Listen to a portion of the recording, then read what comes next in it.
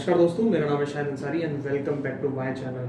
आज हम बात करने वाले हैं ministry of skill development and entrepreneurship ने जो प्रोजेक्ट निकाला हुआ है, notice for inviting expression of interest to establish Jan Shikshan संस्था फॉर स्किल डेवलपमेंट। जी हाँ, जन शिक्षण संस्था जो केंद्र है वो खोलने हैं MSDE को, और जितने भी NGOs हैं जो एलिजिबिलिटी इस पैरामीटर में आते हैं वो पार्टिसिपेट कर सकते हैं, इसमें ये प्रपोजल फाइल करते हैं। तो प्लीज़ प्लीज़ प्लीज़ वीडियो चालू करने से पहले मेरे चैनल को सब्सक्राइब कर दीजिए, लाइक का बटन दबाइए। लाइक बहुत कम करते हैं आप लोग, लाइक्स बिल्कुल नहीं आते हैं, तो प्लीज़ प्लीज़ प्लीज़ मेरे वीडियो को लाइक कीजिए, शेयर कीजिए, कमेंट कीजिए। आइए वीडियो देखते हैं।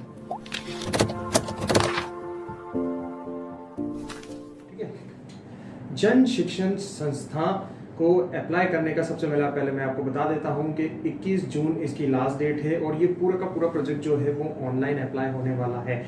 ऑनलाइन की वेबसाइट आपको स्क्रीन पर दी गई है www.jss.gov.in। इस पोर्टल पर लिंक पर आपको जाना है और यहाँ जाकर जितनी भी अपनी इंफॉर्मेशन है वो भरनी है, और पूरा प्रोजेक्ट इस तरीके से आपको वहाँ पर फाइल कर देना है। आइए इसके बारे में हम लोग कुछ चीज़ देख लेते हैं। सबसे पहले हम बात करते हैं कि क्या एलिजिबिलिटी क्राइटेरिया इसमें है। सबसे पहले आपके पास जो भी एजेंसी है, NGO है, सोसाइटी है, उसमें कुछ चीज़ें एलिजिबिलिटी हैं जो आपको ध्यान में रखनी है। आपको देखना है कि आपकी जो संस्थान है वो एलिजिबल है या नहीं है। एक तो आपके पास सबसे पहला जो पॉइंट है वो आपके पास वैलिड रजिस्ट्रेशन होना चाहिए, जो या तो कोई जैसे कि कोई सेक्शन 8 का कंपनी हो आपके पास जो 2013 का एक्ट में आता हो, या फिर आपके पास सोसाइटी रजिस्ट्रेशन एक्ट 1860 में कोई सोसाइटी रजिस्टर्ड हो, तो ये आपके पास इन दोनों में से कुछ एक होना चाहिए। कम से कम आपके पास 3 साल का एक्सपीरियंस इसमें होना चाहिए। अगर आपकी संस्थान अगर रजिस्टर्ड 2 साल पहले हुई है तो आप इसके लिए एलिजिबल नहीं है। आपको इस प्रोजेक्ट को करने के लिए आपकी संस्थान 3 साल पुरानी होना चाहिए, और 3 साल का कम से कम आपके पास इन काम को करने का एक्सपीरियंस होना चाहिए। आपके पास वैलिड रजिस्ट्रेशन होना चाहिए 12A ATG का। अगर आपके पास 12A और ATG का रजिस्ट्रेशन नहीं है तो आप इस प्रोजेक्ट को अप्लाई नहीं कर सकते हैं। ठीक है, वैलिड रजिस्ट्रेशन अंडर FCRA, आपके पास FCRA का भी रजिस्ट्रेशन होना चाहिए। आपके पास एक और जो पॉइंट है, आपके पास NGO दर्पण, जैसे हम नीति आयोग बोलते हैं, तो NGO दर्पण में भी आप अपनी संस्था का रजिस्ट्रेशन होना चाहिए। अगर नहीं है ये चीज़ें तो आप इतने से टाइम में अगर करवा सकते हैं तो कर सकते हैं, क्योंकि नीति आयोग का जो है NGO दर्पण का, वो मुझे लगता है कि थोड़े दिन में आ जाता है। ऊपर जितने भी हैं उनको बहुत ज़्यादा टाइम लगता है, लेकिन नीति आयोग का 10 से 15 दिन में आपको रजिस्ट्रेशन मिल सकता है। अगर किसी के पास नीति आयोग नहीं है तो हम लोग के प्रीवियस वीडियोस में जाकर, जो इस समय यहाँ पर स्क्रीन में दिख रहे हैं, तो इन वीडियोस पर जाकर आप ये नीति आयोग किस तरीके से अप्लाई करते हैं वो आप लिख सकते हैं। अगर आपको नहीं आता तो हम लोगों से भी संपर्क कर सकते हैं आप। ठीक है, बात करते हैं एनुअल टर्नओवर की, कि आपको इस प्रोजेक्ट लगाने के लिए एनुअल टर्नओवर कितना मांगा जाता है। तो एनुअल टर्नओवर की बात करें तो हर साल आपका जो एनुअल टर्नओवर है वो 10 लाख का होना चाहिए। ठीक है, तो 10 लाख का हर साल होना चाहिए, और ये 3 साल तक होना चाहिए आपके पास, तो इस आप इस प्रोजेक्ट को लगाने के लिए एलिजिबल है, अदरवाइज नहीं है। आपको एक CSA सर्टिफिकेशन की जरूरत पड़ती है, जो मैं हर वीडियो में आपको बताता हूँ कि आपका जो 3 साल का जो टर्नओवर है वो आपको एक CSA सर्टिफाई करवाकर सर्टिफिकेट देना होता है। बात करते हैं प्रायर एक्सपीरियंस की। प्रायर एक्सपीरियंस मैंने बोला है कि ये स्किल डेवलपमेंट टाइप प्रोजेक्ट है NGOs के लिए, तो आपका इसमें एक्सपीरियंस होना चाहिए। जैसे आपने पहले कितनी ट्रेनिंग करवाई है, कितने प्लेसमेंट करवाए हैं, कौन कौन सी ट्रेनिंग करवाई है, प्राइवेट ट्रेनिंग करवाई है, गवर्नमेंट ट्रेनिंग करवाई है, प्लेसमेंट करवाए तो कहाँ पर प्लेसमेंट करवाएं, कौन कौन सी कंपनी में चाहिए, उन कंपनीज के साथ आपका लेटर ऑफ इंटेंट है या नहीं है, टाई अप है या नहीं है, कौन कौन से कोर्स में करवाएं आपने, कौन कौन से सेक्टर में करवाएं, इतनी पूरी जानकारी आपके पास इसमें होना चाहिए। प्रोजेक्ट लगाने से पहले इतना एक्सपीरियंस आपके पास होना चाहिए। कुछ चीज़ें हम लोग देख लेते हैं कि एडिशनल पैरामीटर्स ये हैं कि आपके पास जो भी प्रोजेक्ट अप्लाई कर रहे हैं उसके अकॉर्डिंग आपके पास सूटेबल इंफ्रास्ट्रक्चर होना चाहिए। कुछ टर्म्स एंड कंडीशन इनकी है कि आपका जो संस्था है वो कहीं भी ब्लैकलिस्ट नहीं होना चाहिए। ठीक है, बात करते हैं प्रोजेक्ट लगाने के लिए अगर प्रोजेक्ट आपको सेंक्शन हो जाता है तो बैंक गारंटी आपको कितनी देनी पड़ती है। तो इसमें बैंक गारंटी का जो क्लॉज है वो 30 लाख का है। अगर आप प्रोजेक्ट आपको मिल जाता है, बैंक गारंटी मानी जाती है, तो 30 लाख की आपको इसमें बैंक गारंटी देनी पड़ेगी। फंडिंग पैटर्न इन्होंने एज पर जो बताया है वो मतलब जन शिक्षण संस्था के अकॉर्डिंग होगा। इसमें कॉमन नॉर्म्स का ऐसा कुछ मेंशन नहीं है कि कॉमन नॉर्म्स के अकॉर्डिंग कुछ पेमेंट होगा। जो भी जन शिक्षण संस्था की जो गाइडलाइन होगी उसके अकॉर्डिंग ही हो जाएगा। ठीक है, अलॉटमेंट की बात करते हैं कि अलॉटमेंट किस तरीके से होगा। तो उन्होंने इसकी पूरी की पूरी जो ये RFP है, जो इसके साथ पूरी की पूरी लास्ट में डिस्ट्रिक्ट की लिस्ट लगाई हुई है, वो आप देख सकते हैं। और इनका जो भी होगा वो जन शिक्षण संस्था का अलग से ही पूरा जो भी मेथड है सिलेक्शन का, वो पूरा प्रोसीजर होने के बाद ही होगा।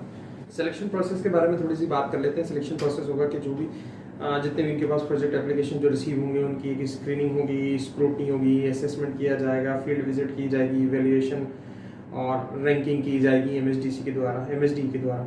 तो ये सारी की सारी जो भी आपने मतलब ऑनलाइन एप्लीकेशन भरा है उसको पूरा का पूरा ये लोग रिव्यू करेंगे और उसको वैलिडेट करेंगे। और वैलिडेट किस तरीके से करेंगे, इस RFP में ही एक मार्किंग पैरामीटर दिया हुआ है, ये आप देख सकते हैं, ये पेज नंबर 5 पर दिया हुआ है मार्किंग पैरामीटर।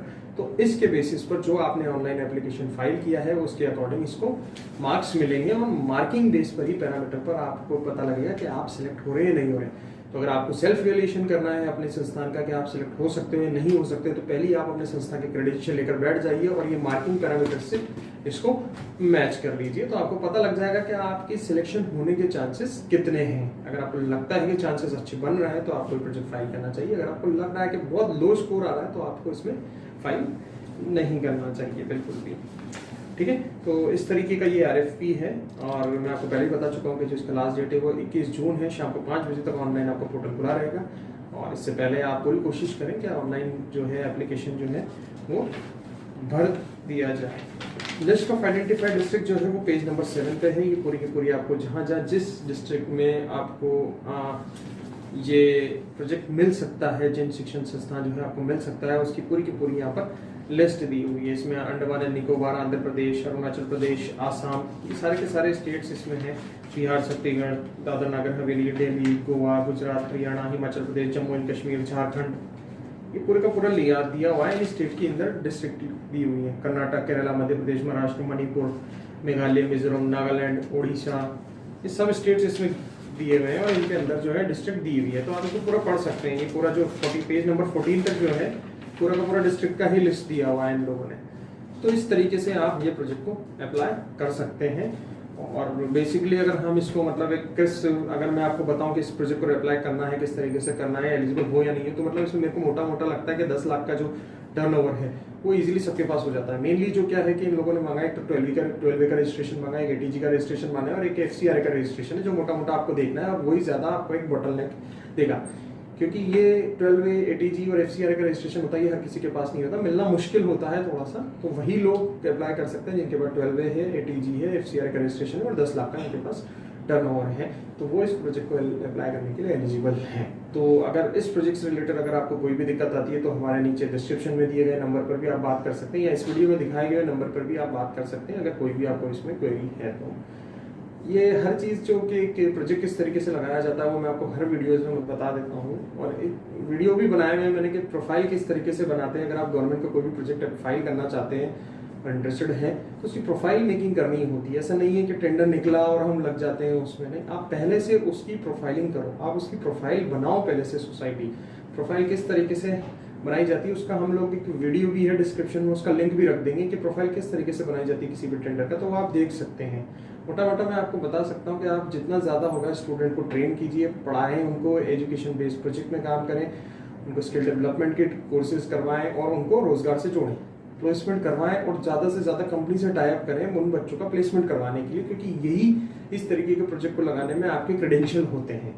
आपको जितना ज़्यादा से होना चाहिए, स्टूडेंट को ट्रेन करना चाहिए और ज़्यादा से ज़्यादा आपको स्टूडेंट को प्लेस्ड करना चाहिए और कंपनी से ज़्यादा आपको प्लेसमेंट टाई अप करना चाहिए उन बच्चों को प्लेसमेंट करने के लिए। तो यही सबसे ज़्यादा आपके जो होते हैं वो क्रेडेंशियल होते हैं। वैसे आप इनको प्राइवेट प्रोजेक्ट में पढ़ाओ, आप अपनी संस्थान का सर्टिफिकेट दो या फिर किसी भी कंपनी से टाई अप करके दो या कोई भी गवर्नमेंट से टाई अप करके दो, है ना, लेकिन ज़्यादा से ज़्यादा ये एक्टिविटी आपको करना चाहिए, तो आपकी संस्थान के प्रोजेक्ट लगने के क्रेडेंशियल बहुत ज़्यादा बढ़ जाते हैं। So please subscribe my channel, और अगर कोई भी इशू आता है तो आप दिए गए नंबर पर बात कर सकते हैं। Thank you so much guys for watching my channel. Thank you.